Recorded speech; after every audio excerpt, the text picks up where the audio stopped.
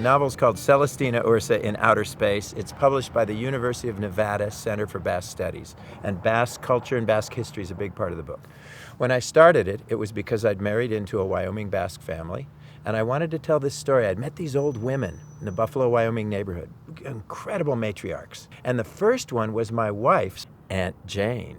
And then there were two other old women, one who I never met but had just heard stories about, and the other who I knew and who is still alive. And I kind of wanted to create a character out of these three women.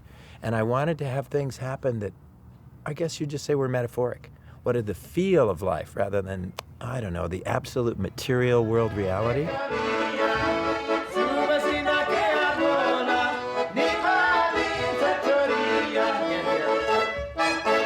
We've got a narrator who's a young man who's foreign, who moves to this community and meets the main character as an old woman.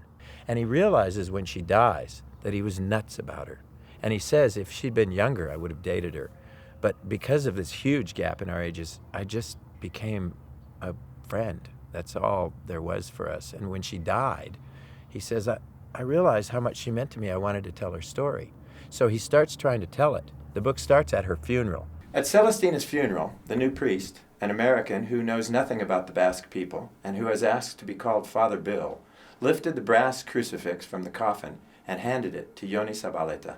Unable to close her hands fully because of her heavy winter gloves, Yoni nearly dropped the cross, and Father Bill lurched forward as if he were lunging into the other world. He also realizes, I don't know a lot about her because I didn't know her whole life, and I've heard her talk, but she was also a little bit, maybe coy.